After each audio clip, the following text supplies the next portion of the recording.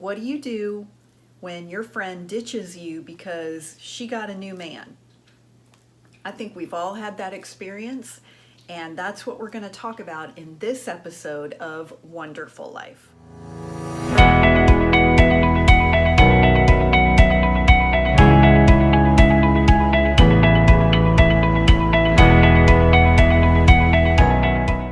You've probably heard the saying that men come and go, but your friends are forever. And I just want to call BS on that right now. Because I think we've all had the experience where your friend gets a new guy and you don't hear from her again. Unless maybe they break up. So today we're going to talk about what do you do when you get ditched because your friend got a man. I'm Mary Dittman. I'm an award-winning business professor on the collegiate level and the creator of College on Fleek and One-Derful Life.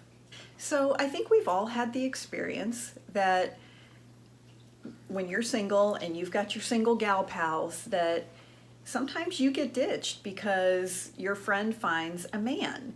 And that can be really hurtful because she'll just disappear.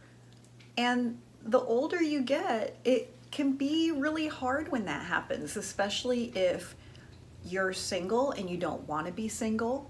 Like in my case, I've always wanted to be married and have a family, but I'm past 40 and I've never been married. I don't have a family. And I've seen many of my girlfriends get into relationships or even get married. And sometimes that was painful for me because I stopped hearing from them and I would really feel abandoned because they found a man and they were gone. Now, I'm not happy because I'm single. As I said, I would prefer to be in a relationship, but I decided I needed to learn how to be happy while I was single in case it didn't change. And so far, it hasn't. But I've made peace with that. And that's what I call a wonderful life. It's getting to that place, not that you're happy you're single. And some women, and I'm jealous of them, will say, oh, I love being single. I would never want another relationship. And I wish I was like that, but I don't feel that way. I would really prefer a relationship. But I've learned how to be happy and peaceful while I'm single. And that has given me the life that I want. And hey, hopefully that'll change, but if it doesn't, or until it does, then One-Derful Life maybe is for you. So I'm the kind of friend that I don't ditch my girlfriends when I find a man, partly because I did that when I was younger, and then when the relationship wouldn't work out, I wouldn't have the guy and my friends would be gone because I ditched them. And so I learned to keep my girlfriends close when I would have a relationship. Plus, I remember one guy I dated, one day he looked at me and he was like, don't you have anything you're gonna go do? And I was like, no, honey, just want to spend the day with you. And he said, when we first met, you were busy out doing your stuff. And he said, that's kind of why I fell for you, is because you were busy and you had like this life of your own. And, men like it when you have your own full life and you have your own girlfriends. They don't want to be your sole friend. And frankly, they don't really want to talk about lip gloss and shoes and that kind of stuff. So you're going to need some girlfriends. One thing that you have to remember is that not everybody is going to see this the way that you might. So in my case, I keep my girlfriends when I'm in a relationship because I know if that thing goes sideways, I'm going to need them there. But not everybody does that. A lot of women, when they get into a relationship, everything else goes away and they only focus on the relationship. So I've been through this many times with many girlfriends that they found a man and then they were gone. So I know how to get you through that if that's what you're going through right now. Okay, so let's just get into it. What do you do? Number one, the most important thing for you is you need to adjust your expectations. Let's keep it real. Women, for the most part, we're hardwired to want a relationship and want a family. And there's nothing wrong with that. I mean, I want a relationship. I want a family. But most women then, when they find that, they just latch on to it, and that's the only thing that they focus on. Like they'll go to work and then relationship, and that's it. And you want to understand that the majority of women, that is going to be the case. Now, maybe you're an exception. I'm an exception, but a lot of your friends won't be. And so you need to have realistic expectations and let go.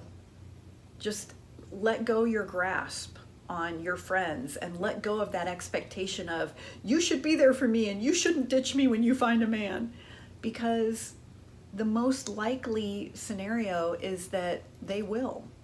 Now, a lot of your friends might say, oh no, I don't do that, I won't do that, but you'll get to see if they do or not based on their behavior. So you watch their behavior and you see, are they able to really live up to what they think is true, which is, I won't ditch my friends for a man, because the truth is, again, most women do. My dad told me a story how his best friend one time called him up and was so angry because his wife had gotten a pet cat. And he was so angry at the cat because the cat was like crawling up the drapes and scratching the furniture and tearing up everything. And he said at one point to my dad, God, why can't the cat just be more like a dog? And my dad laughed and said, yeah, because it's a cat. It's not going to act like a dog. If you want something that acts like a dog, you need to get a dog. So adjusting your expectations and understanding that the majority of women, when they find that relationship, that is what they're going to focus in on. Secondly, keep your categories fluid. I think of my friendships in categories. So I have the super close friends, they have the combination to the vault, okay? Like they know the secrets that are in the vault, and I know there's two. And then I have friends, and those are the people that, you know, I spend time with and I talk to and I share my heart with. They may not have vault access, but these are the friend, like the vault is someone I call up and I'm like, oh my God, I cannot believe I screwed up this bad. And then someone who's a friend I might kind of put a spin on it or leave off this really horrible big mistake I made, or talk about it after it's been fixed a little bit. And then I have acquaintances or associates, if you want to think of it that way. And these are people that you keep it more surface. Hey, how you doing? How's your mom? Great to see you. You still working at such and such? And you're cordial and you just kind of keep it surface and keep it moving. So keep those categories kind of fluid. Now, I mentioned earlier that you want to watch the behavior of your girlfriends. Like, I had a friend for several years, we were both single, and we did a lot of stuff together. And I started to notice, though, whenever she would meet a guy, first of all, if we were hanging out together, she was on her phone constantly. And that was kind of rude. But then she had met this guy, and they basically had a one-night stand, but she thought he was Mr. Right. And I stopped hearing from her. And I would text her, I would call her, and she wouldn't reply. And until I thought I must have done something to offend her. I couldn't figure out what it was. She was also had mentioned a couple times that she was doing stuff with another friend of hers who had actually introduced her to the one-night stand. And so she had plenty of time for that person, but not for me. So that, again, made me think, oh, I must have done something. I texted her one day and said, hey, can you give me a call when you have a minute? She called me, and I was almost in tears, and I just said, listen, have I done or said something to offend you? Because haven't been hearing from you. You haven't been replying to any of my texts or returning my phone calls. And, if I've done something, please tell me what it is. And I do want to apologize. And her response was, oh my God, no, I've just been so busy. And I just, in that moment, really then had to fight back the tears, because the way I felt in that moment was, wow, okay, she just really doesn't prioritize this friendship. Her priority really is just this guy that she had the one night stand with. And of course, when he disappeared, she was calling me. Now, I'm a slow learner, so I didn't really pay attention to this until later, when I went through a very painful breakup. Very painful. And almost to the day, she had met a new guy. And again, her 100% sole focus went there. Ultimately, I ended up, she just disappeared, to where she didn't even remember my birthday. And then she called me 3 weeks later and said, well, I don't want you to think I forgot your birthday. And I was like, well, but you did. To me, that time was horribly painful because, one, I had lost the man I was deeply in love with. I thought we were going to get married, and that relationship ended. And then I lost my best friend to a relationship. And so I think you can understand the many layers of pain there. And so when I tell you I know what I'm talking about, girl, I know what I'm talking about if you're going through this right now. And I really had to work on this for myself. But ultimately I said, you know what? Here's the deal. She doesn't prioritize the friendship. And therefore, she can't be in the friend category anymore. She has to be moved over to acquaintance, because she's now shown me with her behavior on more than one occasion that our friendship, our relationship is not a priority to her. And that's okay. But you can't be friends with someone who doesn't want to be friends with you. So maybe you've heard the saying, I've seen it on social media, don't prioritize somebody when they're just making you an option. And so, fine, let that go. And I just put her more in acquaintance category of yeah, I know her. And, I don't have to be rude about it. I can just say, yeah, I do know her, heard she's doing great, keep it moving. When you have a friend who is kind of well, when my man is busy, I'll call you, or he's out of town and she's bored, so she'll call you. Maybe that's cool. Maybe you're fine with that. But if that doesn't really feel like a friendship to you, then it's okay. It doesn't mean you have to send her a text and be mean about it. You don't have to be all snarky on social media. But just in your mind, put her in the acquaintance category. Listen, I don't spend a lot of time with my acquaintances, sometimes because I don't want to. So you can just slot her over into the acquaintance category, and you don't have to have a big conversation about it. Number 3, be your own friend. It's not your friend's job to entertain you when you're single and you're lonely and you're bored.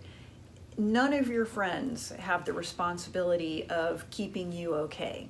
Whether your friends are single or not, they're not going to be able to be there for you 100% of the time. Nobody can. I can't be there 100% of the time for all of my friends. I'm grateful for the times that they are there for me. Right now, one of my best friends is out of the country for a month, and I sure do miss her. I'm ready for her to come back. So anything I've been through in the last month, she's not available for me to share with her. But a few months ago, when I found out that the guy that I just mentioned, the one I was so in love with, and after a year together, he said, I just don't know if I'm ready to get married. And then 6 months later, he got engaged to somebody else. Well, when I found out about that, I called her, and she picked up the phone, and she was there for me for that. So, she's there, and then, life happens. We're not always able to be there for each other in the way that the other person wants us to be. And you need to take that pressure off of your friends that They're not going to be there for you 100% of the time. They're not always going to show up the way that you would like them to. When I lost that relationship of the man I was so in love with that I thought I would marry, and then I also lost my best friend at exactly the same time, I really learned a lot about letting people go and not holding on so tightly and giving people freedom. And I'll tell you what, you learn a lot about being your own friend when you're all you've got. So practice being a friend to yourself. Now, I wrote a blog on this, so if you want to look at a little bit more information, then you can go to wonderfullife.com, read the blog. But I would love to hear from you in the comments. And what I'd love to know is, have you ever been the disappearing friend? Well, thank you for joining me on this episode of One-Derful Life. And next week, we're going to talk about why he left you for her. And as always, you can connect with me and see more at wonderfullife.com.